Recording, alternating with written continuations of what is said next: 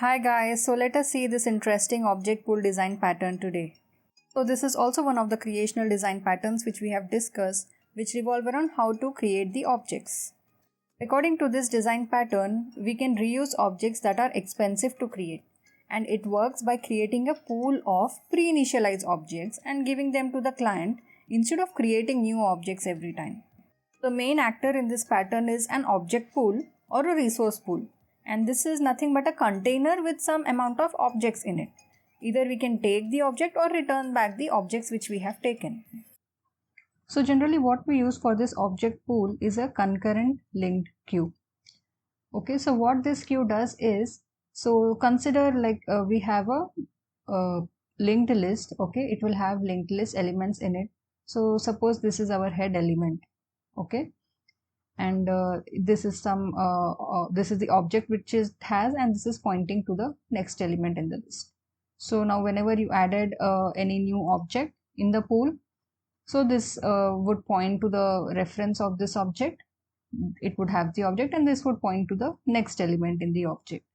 Okay, so suppose we have in this way, suppose we have these 4 elements, right, and this is pointing to null.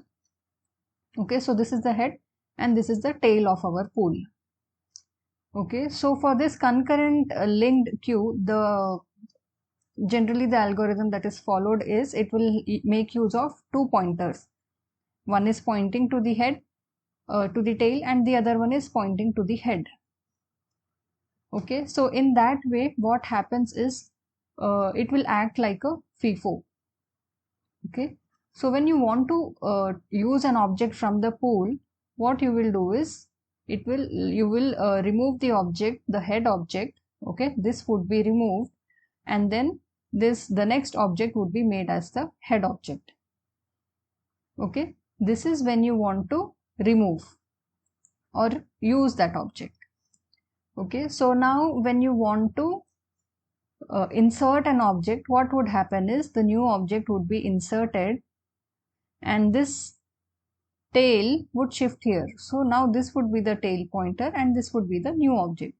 So in this way the insertion and removal is done. So whatever is the first element, that is the head element, that would be the first one that would be removed. Okay, so first in and first out.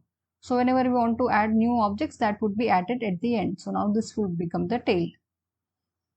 Okay, and when we are removing, this pointer would shift from here to here.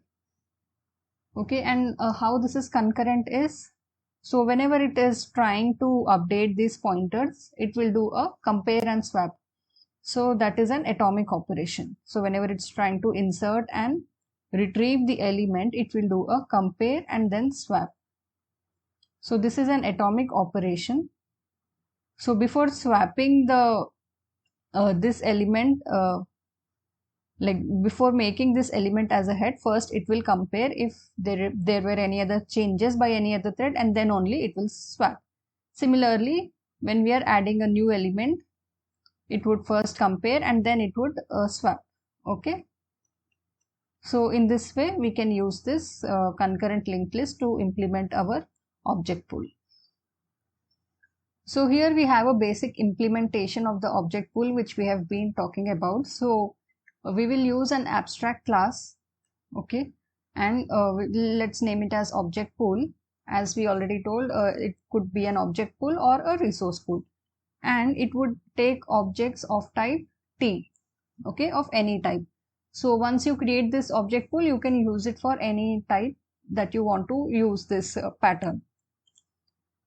So as I explained just now, we will use a concurrent linked queue to store our elements in the pool. Okay, so this concurrent linked queue will act as our pool to store the objects. And then we have this constructor.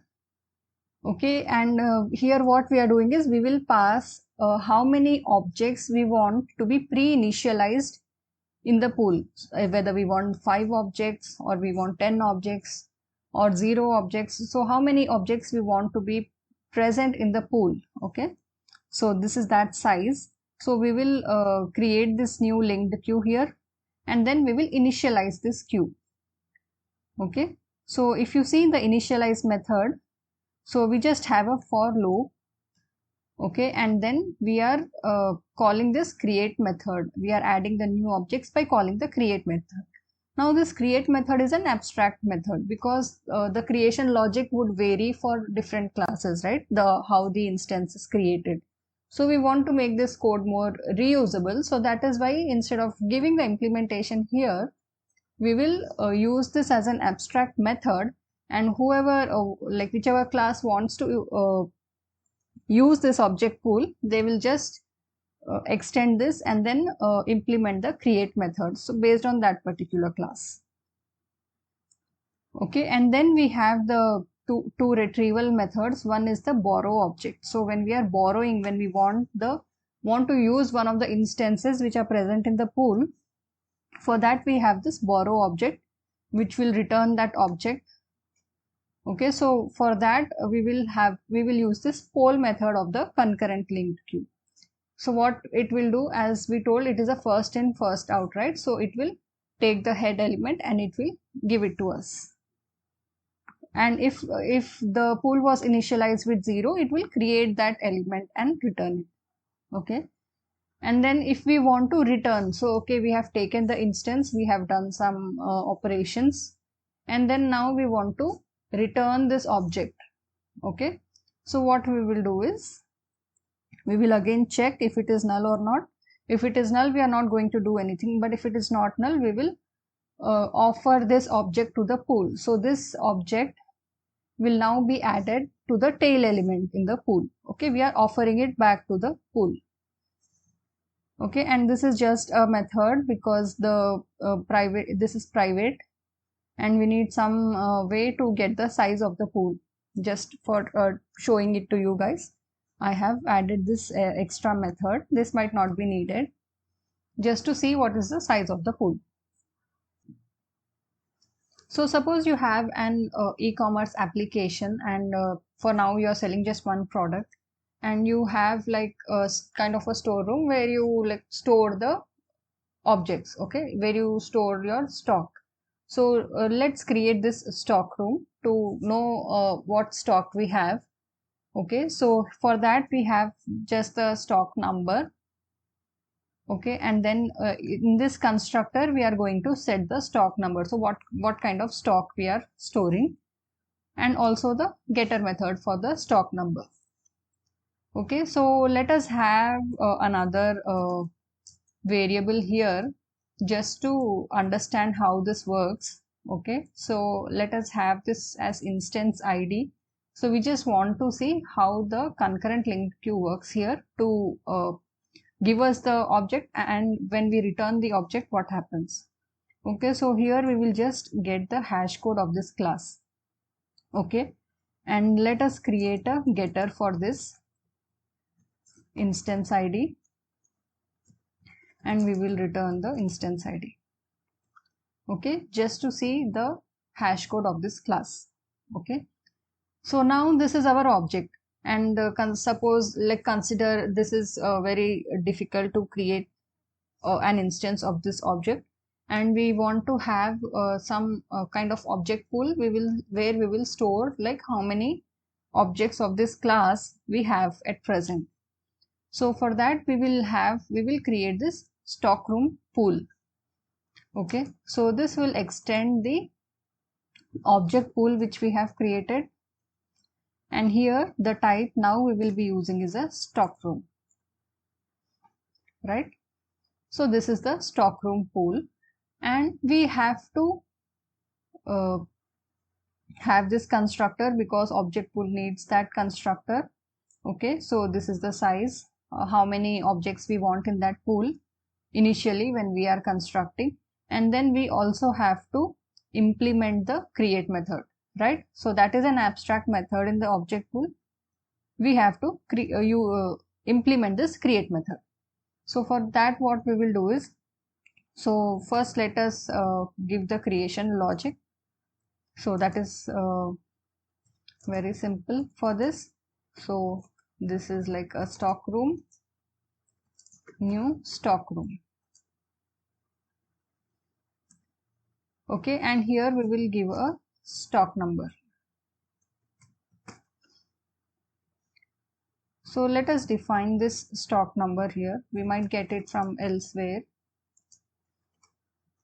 So let us just use a fixed value here. Okay, we are creating the stock room with some amount of stock. So with some amount of stock, and which is having the stock number, suppose 1, 2, 3, 4. And how many such instances, such objects we want is this size. Okay, and then we will return this stock room, right? So let us add a sys out here for our understanding. So we can say creating instance with instance ID. Okay, here we will get the instance ID of that object which we have created. Okay, this will help us in understanding how this pattern is working. Okay, so this is the create method which we have implemented, right? So now let's see how we can how this pattern works. Okay, so we have this demo class here, and let us have an object pool of type stock room, right? And we will name it as pool. Okay, let's have a setup method here. So we will have a setup method just to initialize this pool. Okay, this pool we will create the stock room pool which we have just created, right? And we have also added, if you remember, we have added the size method as well, right? So let us have a method that will return the size of this pool. Okay, so what we will do is return pool dot size. Okay, so in object pool we have this size method which we have created that will return the pool's size.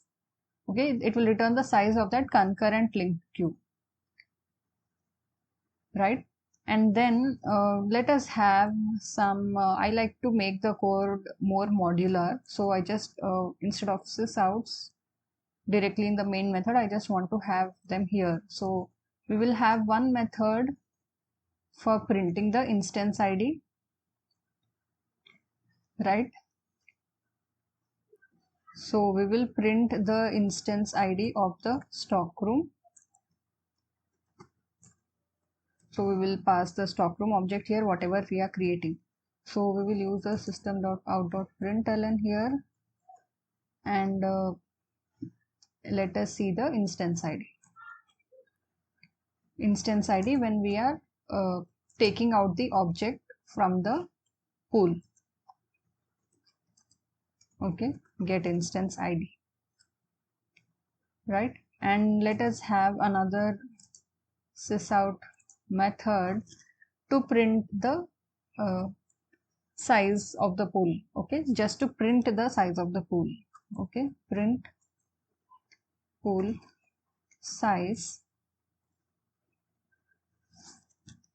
Here we will pass this stock room pool demo because that is what is having the pool, and here we will just print the pool size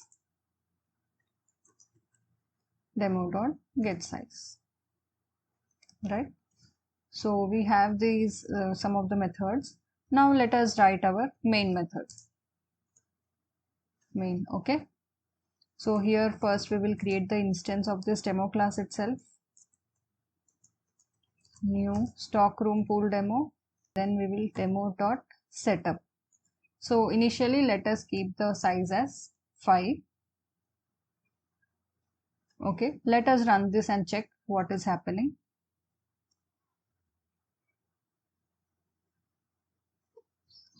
Okay, let me bring it down here. So as you can see, it has created 5 instances and these are the hash code of that objects. Okay. So now what we will do is we will remove one object from the pool. Okay. So I want to remove, I have got some order. I want to update the stock room and I want to get one of the objects. Okay. So some first object, let us name it. And what we will do is we will do pool dot borrow object. Okay, so we are borrowing that object.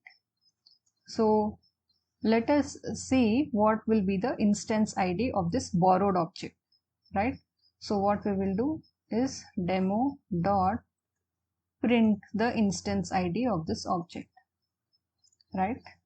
So let us see what it is printing. So as you can see, this was the first instance that was created, right? First in. And when we borrowed, the first one is out first, right? First in, first out. So this is the instance ID, this is the object that was given to us. Okay. Now let us see the size of the pool as well. After we have borrowed one object, what would be the size of the object, right? So let us see that as well now. So let me quickly run this. Okay, so now the pool size is 4. I don't like this string. Let us add a space here. Okay, let's run it again. Okay, after we have borrowed one instance, now the pool size is 4. Why not let's print the pool size before borrowing as well. Dot get, sorry, we have to print, right? So print pool size, right? Let's run it again. Okay, so initially the pool size was 5, then we have borrowed this instance and now the pool size is 4, right? Now let us borrow another instance, stock room, second instance we are borrowing. So demo dot pool dot we are borrowing again, and then let us print both these things. What is the instance that we have got and how much is the pool size now. Okay. Okay, now the pool size is 3, right? So now what we will do is we will return one of the objects. So what we can do is we will demo dot pool dot return. Let us return the first object. Okay, so now our work is done. We want to return the object back to the pool. Okay, we will return the object and let's print the instance ID. We don't want to print the instance ID now. Let us print the size, just the size. Okay, so let us quickly run this. Yeah, so now the pool size after returning is back to 4. Okay, so in this way the object pool pattern works. So whenever we borrow, the pool size is reduced. Whenever we return back, the pool size is increased. So now what a complex implementation could be. Okay, so what we can do is we can run some scheduler here, right? So when you have this in this initialization block, what you can have is, or probably in the constructor, what you can have is minimum number of objects you want in the pool and the maximum number of objects you want in the pool. Okay, so this would be like a dynamic pool, right? So suppose you initially you have a size of 5 here, okay, and you want 5 objects in the pool at any given point of time. Okay, so suppose out of 5 objects I have borrowed one object, so the pool size should not be becoming 4. Again, this object pool, as the scheduler runs, it should see that the minimum objects requirement of phi is not met, so what it will do is it will create another object and add it to the pool. Okay, so always our pool would have the at least minimum 5 objects. And suppose we have added many objects to the pool, so what is the maximum limit of objects that can be there in the pool? Because we don't want to keep on adding objects to the pool, and that would cause some memory issues, right? So we can set some limit here, like I want maximum 10 objects, not more than that, and at least 5 objects have to be there in the pool, right? So in this way you can have some scheduler which would like check the minimum and maximum objects and then create the objects if they are not at least minimum objects size which you want, and the max objects. So if you're crossing the max, suppose you have to have 10 objects and there are 11 objects, so it would remove the first object which is first instance which is there in the pool. So in that way it will maintain the minimum and maximum number of objects in the pool. Okay, so that would be a more complex implementation. You can try that out. If you have any issues, let me know. We will do it here in another video, because this video otherwise would become very long, right? Yeah. So we can use this pattern when the cost or rate of initializing a class is high, like in case of database connections or in case of image processing, and also when the number of instances, the parallel instances at any given time can be low. Like when you don't mind having 5 instances of a class in the memory. So in that situations also we can use this pattern. So when it comes to advantages, so it offers a significant performance boost because the objects which take more time to create are already available for us to use. And we have one place to manage our instances, and that provides an easy way to reuse and share the instances. So we need to remember some points, like always it's better to implement a facility to clean up the unused objects. Okay, if we can keep a check on the unused objects and clean it up, so that would be very beneficial. And unlike other creational patterns, this object pool pattern keeps a track of the objects it creates. And other patterns, they just create the objects. They do not track the objects they have created. So with this, we have come to an end of our creational design pattern series. And if you have missed any of the patterns which I have mentioned, please go and watch the videos. You'll gain a lot of knowledge. And if you like this content, hit the like button, subscribe to my channel, and hit the bell icon to get the notification for the next videos I'm going to put up. Thanks for watching.